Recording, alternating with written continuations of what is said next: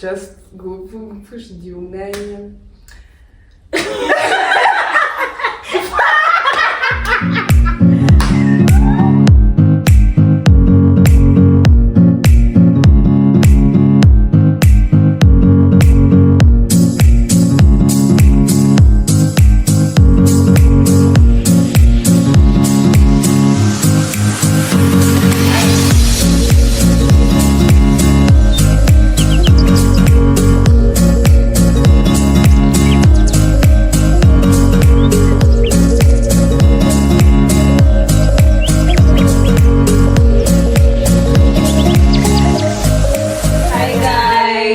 Welcome back to our YouTube channel. Abakobwa. So guys, thank you so much for being here with us today. This is the last video of the year, 2023.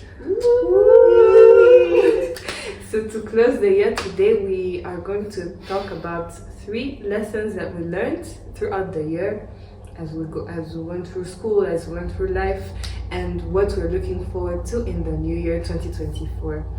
In the comments, remember to tell us what you think, what happened to you, what you learned, and what you're excited for in this year. Stay tuned. So, number 1, Gloria. So for me, the first one thing I've learned, watch what you watch. Okay. Yeah. Like that happened like when the year started, like in the first 2 days. And then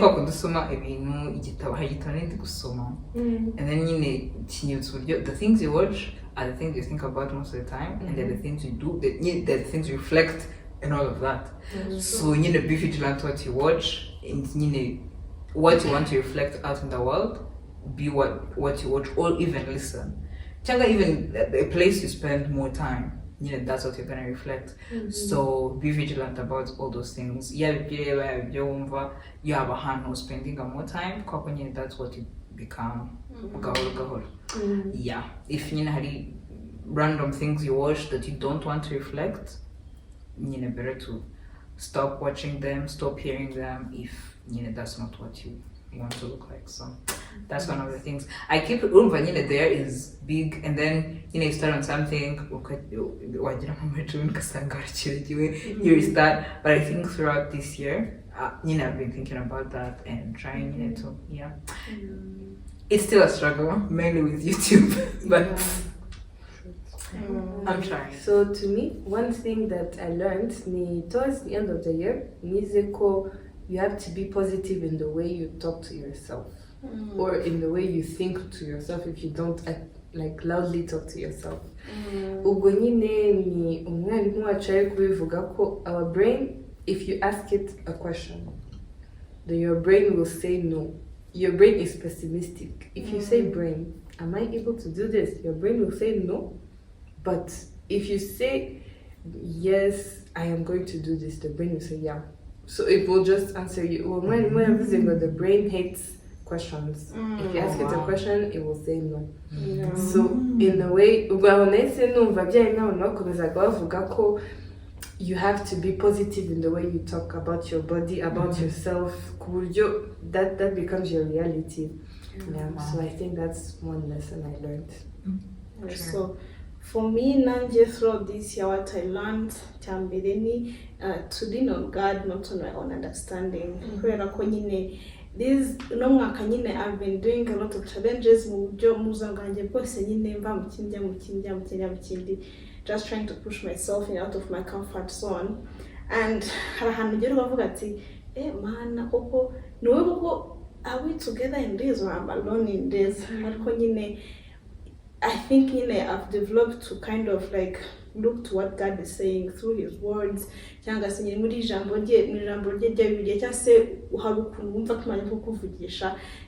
trust Him.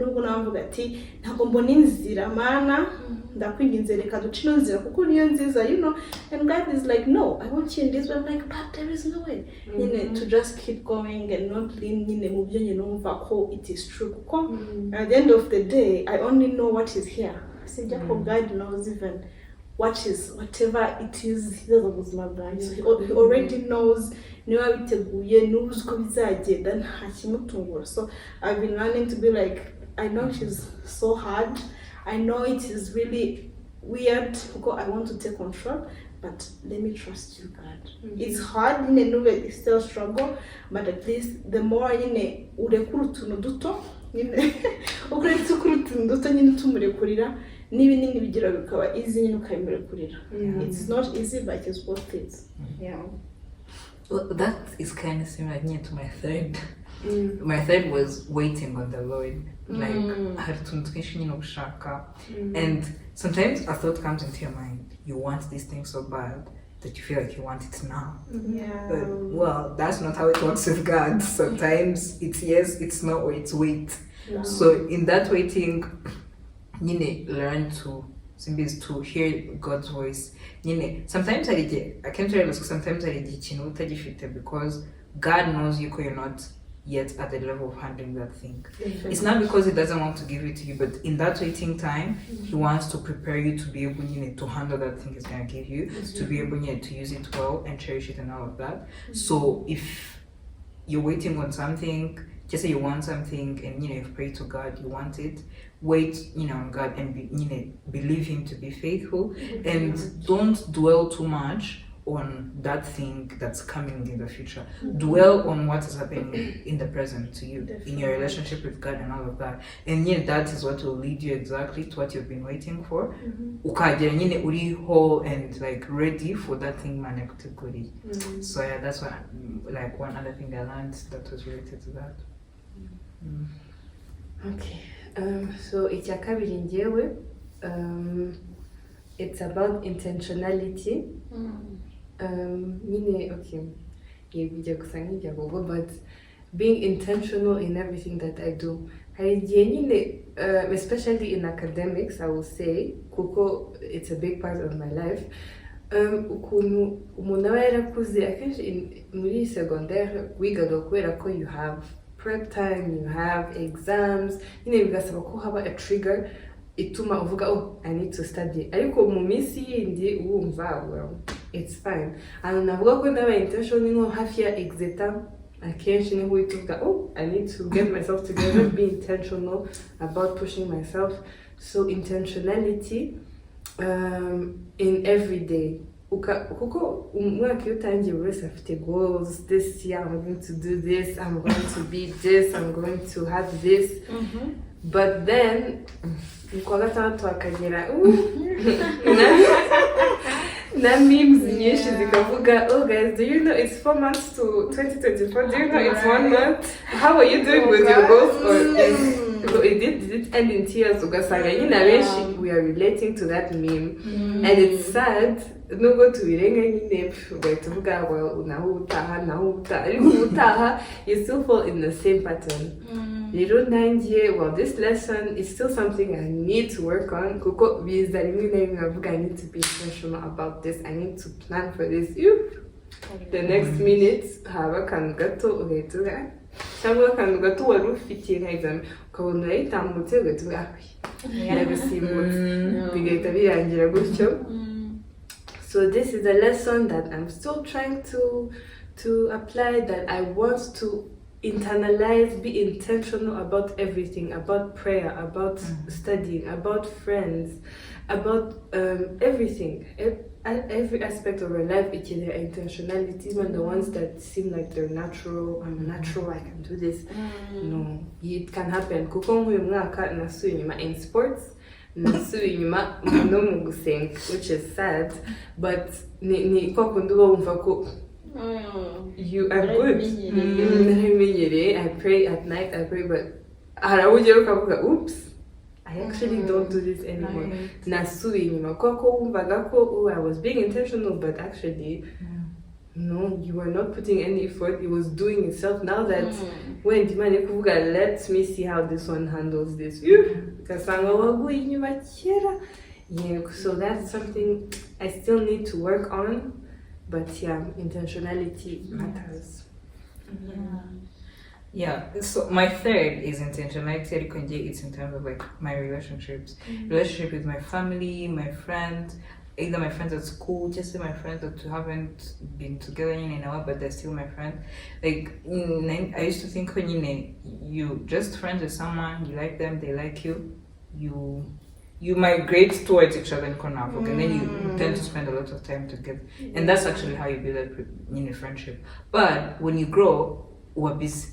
You don't have enough time for even when you get a break time, you just want to be by yourself and sleep. But then it's being intentional about your friendships and considering you in that time that you want to rest and all of that. But you have friendships, you have family, and you have all those things that you need to maintain. So I think COVID happened, and then we were far from our families for a long time. And then I kind of assimilated that. If I spent a whole year, it's nothing big. This year, I think I learned not because I have anything to do at home, but I just want to be at home and be with my family. And how are they doing? Like be physically there. Not because but because I want to be there. Even my friends, in terms of probably my family, not I like friends in my hometown, like like they become strangers to me. I don't know, I watch them from afar I don't relate to them anymore, campus and stuff like that. That's how I learned to make time for your friends. Try to make sure you connect with them, you know how they're doing, you check up on them, you find time in your life to be with them. And it sometimes might not be necessarily comfortable, but it's important. Even like your friends, sometimes like do groups and then communicate, in the same school, in the same cohort.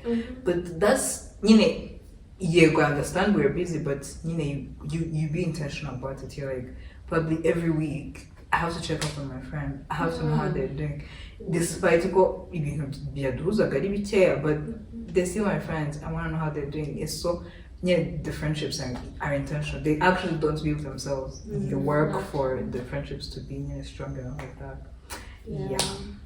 So for me, my second one, that I've been talking about intentionality, maybe it's kind of the same, but for me it's consistency. So now when you're in this year, I've dreaming, I want to do this, I want to work out for 30 days, I want to do this for 30 days. But then you can have as much as big goals, whatever you want, but we forget how we just live one day at a time. So the consistency is key. Whether it's a habit you want to build, whether it's a character, personality, it is being consistent. That I want to be able to drink water. I'm 30 days drinking 2 liters a day. After this month, but if each day you don't drink, uzagera kuri 30 days n'ubundi ukinywa so for me I learned consistency is key to whatever you want to accomplish. It's better to divide your every time. We have like 30 days, but then a month, but a month is 30 days and each day is 24 hours, and just be consistent each and every day. But the more you be consistent, you create whatever you're going for. So I think it has really helped me. Being consistent also with our discipline, I think it's really good.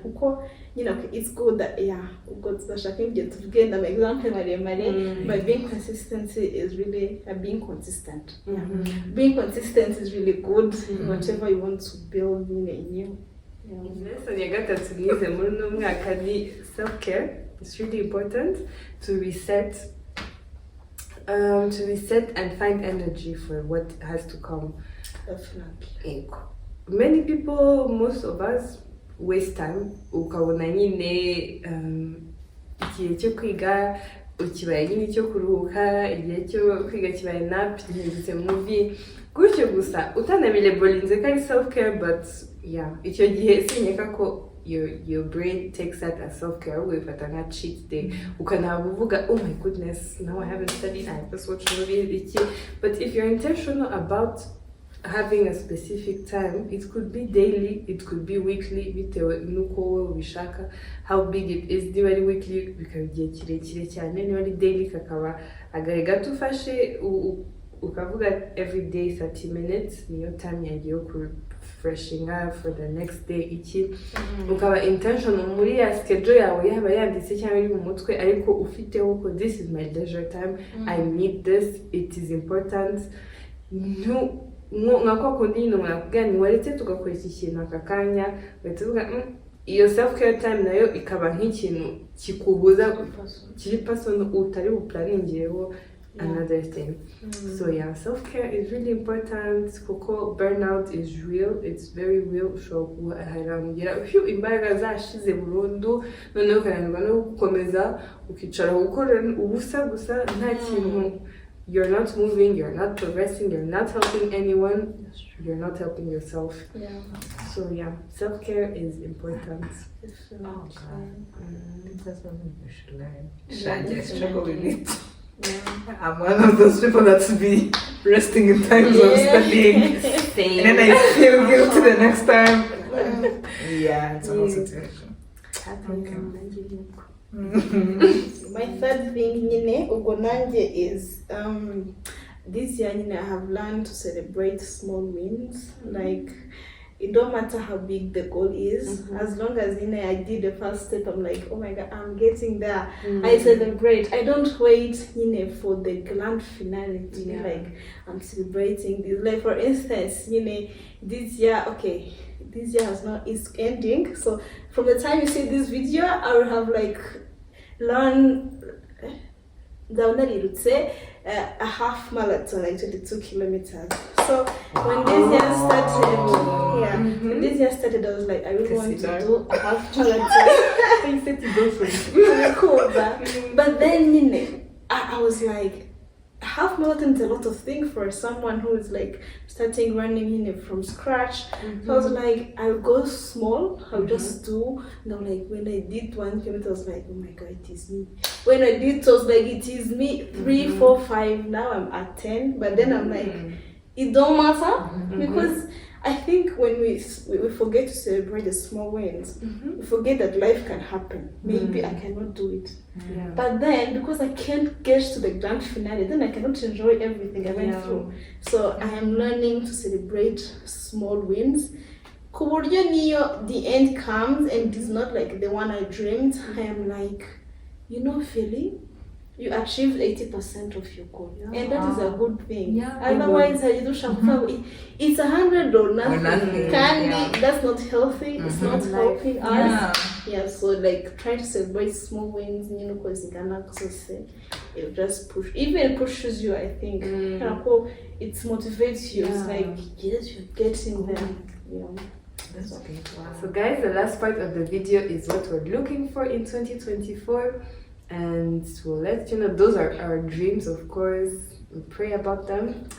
So let's start with Gloria again. Okay. So, okay. One of the things that I'm looking for in 2024, it's something that I think has been on my heart for a long time. But I've never been able to do it. I am hoping I can be able to do it in 2024. If I don't do it, but yeah, okay. So I grew up singing. I like singing, but I don't get enough time to sing. Kubera ko majority of the time I'm at school. Other Adventist people, they join choirs, they do that, but they don't have. Okay, for now I don't have that time. I don't get enough time to do that. So my plan, I feel like I should be a part of, like, mainly it's gospel related. I should be a part of, like sharing the gospel, sharing, something that uplifts people mainly through God. I feel like I want to do it with my Instagram. I don't know how I'm gonna do it, but I want to do it. So, probably if it is weekly uploading a video, of a song that helps me, that I wish could help you too. I've started, but it's not that consistent and all of that. So yeah, I want to do that because I feel like music can touch people in many different ways, and it's very strong. And so I really want to do that. I hope I can do it in 2024. Y'all pray for me. Yeah. So consistency. Yeah. Your Okay. Yes. So for me, it's very general because I feel like it covers many aspects of my life. I want to be a strong person. Strong academically, and we have big exams coming up next year. So academically strong. Like strong, not in the sense, Coco, I feel like sometimes I'm strong, but most of the time I am not. I give up. I'm strong for 1 minute, strong when but then it goes away. Oops, what happened? The year is ending. Yes, so I want to be consistently strong in so that whatever comes, I'm able to work with that. Keep going, don't give up. If anything surprising happens, be there, fight with it, and keep going, not give up. So yeah, strong like that. I never faith, religion parts. I need to work on that to be stronger in my faith, stronger in my resilience, in my confidence. So yeah, just strong in general. Strong. I think what do I look forward to? It's not even very vague. I've not finalized the things clearly, but I think I'm looking forward to the professional internship. Professional or medical? It's both. Yeah, it's both. It's the professional internship next year. That happen next year. Really, I want to go in and see who I become without the UGH in my back. I want to see who I become in the workforce, going there, working with other people. I just want to, it's very terrifying because I'm like, oh my God, so I finally become the doctor. So I finally become the one who's prescribing different medication. So I think, I'm looking forward to it. It is very intimidating. I think we are going to go strong. Yes. We have to shine in it. That's what I'm really looking forward to. I think it's only looking forward to it. I think but I kind of sometimes have these irrational fears, like non-existing fears about things. Like for instance, I want to do something, but I'm like, what would these people think? It's like I want to think I'm considerate of people, but it's not because I'm considerate. It's because sometimes their opinions matters a lot. Is it like being a people pleaser sometimes? So I just want to fight the irrational fears that push me to become a people pleaser. Hoko is not something good. It's something that puts you in a box that you don't want to be in. So I'm like, next year, as it has been also this year, fight those irrational fears and be like, how can I put myself out there with considering people's feelings, but not to the level like I'm shrinking for them, for them. Koko is not worth it. So I think those are the things, other things I'm looking forward to, are the internship. Okay, I feel like my internship is my testing ground, and then the senior clerkships they're a bit of still my learning, because I feel like how many clerkships focus on I was doing history and physics examination. Okay, excuse me. Okay, it was is the starting point. The senior clerkships, you get to move from gufata story, then you translate it into managing that person. You might call discovering Chagwai. So I want to do that mainly with the senior clerkship, and then internship. There is a testing ground. You might use the first what do you have? Because you go internship. You're alone, but you're not that alone. So you still have backup before you go out.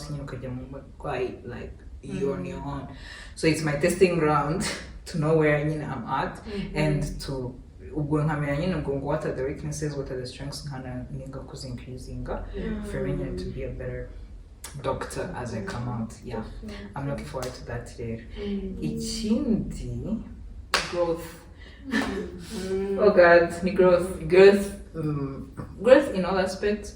But I think it all starts with spiritual growth. Sometimes when you have that spiritual growth, how do you recognizing but in your academics, you know that time is precious, and it's like an important thing in man, so you don't want to use it in the wrong time. So I think the basic is my faith, and then you growing from that. So I want to be strong in that and grow like in the relationship that I have with God. It informs any other thing else that happens in my life. So Definitely. Yeah. So thank you guys for sharing, thank you guys for watching. We're really happy that we made this through and how far we've come as a channel. Yeah. It's amazing also. It's a milestone. Right. Small baby steps, but The fact that you're still doing this. Yeah. I'm like, true. Yeah. True. I think we're doing good. Mm-hmm. So thank you very much guys for your support. Keep supporting us by liking, sharing, subscribing, and putting in your comments what you want, what you feel like we should talk about, how you feel about what we say. It's all very helpful to us when you read your comments. Definitely. Happy New Year! Happy New Year!